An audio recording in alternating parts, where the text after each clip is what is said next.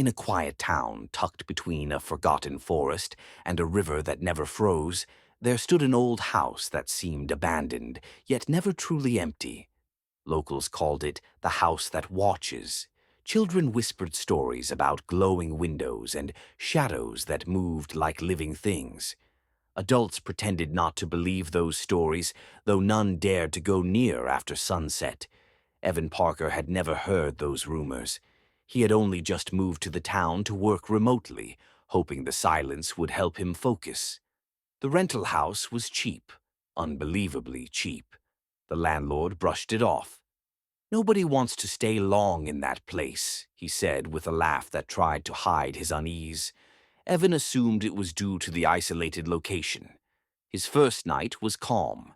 He unpacked, ate a simple dinner, and planned out his work for the week.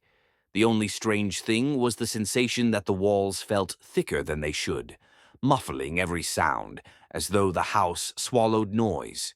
He chalked it up to old construction and fell asleep quickly. At 3:14 in the morning, Evan awoke abruptly. A cold breeze touched his face. His window stood wide open, curtains swaying, yet he was certain he had locked it before bed. Outside, the forest rustled unnaturally, like something heavy moved through the trees. He closed the window, telling himself it was nothing. Once back in bed, he noticed the most unsettling thing.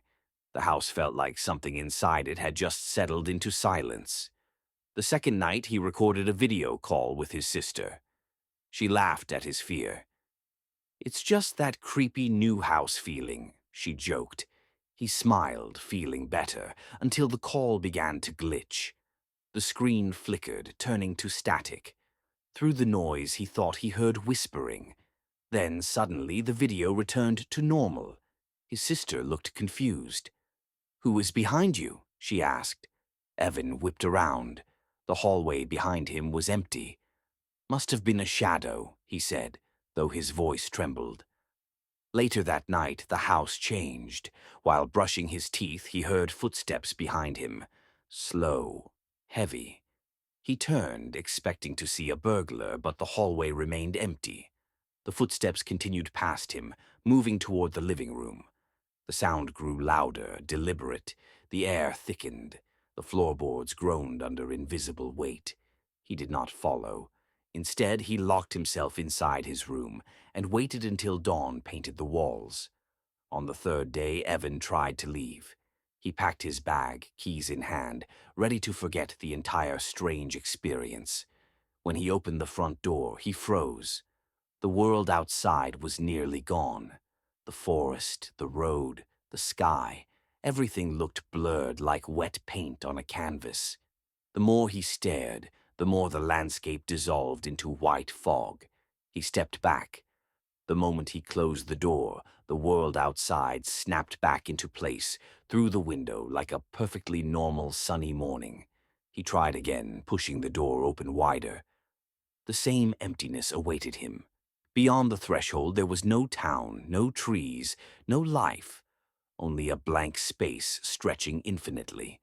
The house did not want him to leave. As night fell, the whispers returned. Not from the walls, but from inside his own mind. The voices layered over each other, ancient and hungry. Evan covered his ears, but the whispers burrowed deeper. "You came here," they murmured. "Stay." He stumbled into the living room, looking for something, anything that could explain what was happening. That was when he saw it. The door to the basement. He did not remember it being there before. It had no handle, no lock, just a narrow gap of darkness between the frame and the floor. The boards under his feet became cold. A pulse, faint but rhythmic, throbbed beneath the house. He knelt, pressing his palm to the floor. The wood felt like skin, warm, alive. Suddenly, a loud knock echoed from the basement door. 1, 2, 3. Evan backed away, shaking his head. "No, no, I'm not opening that." The knocking answered him in the same rhythm, slow and patient. That night, he heard voices directly outside his bedroom door. Whispering became chanting. Every syllable scraped against his sanity. The doorknob twisted slightly, though no one was visible in the gap below the door. He forced himself to stay awake until morning. When the first ray of daylight came, he built the courage to explore the house. He moved room to room, searching for any sign of another occupant. He found something worse. In the living room, hidden behind peeling wallpaper, he discovered an old journal. Dust clung to its cover like cobwebs. Inside, the handwriting trembled with fear. "Once the house chooses you," the journal read, "there is no going back. It feeds, it watches, it learns your shape and steals it. It takes what you are. Until you are one of them." Below the entry was a crude drawing of a figure without a face, trapped inside the walls. Then came the scratching. Soft at first,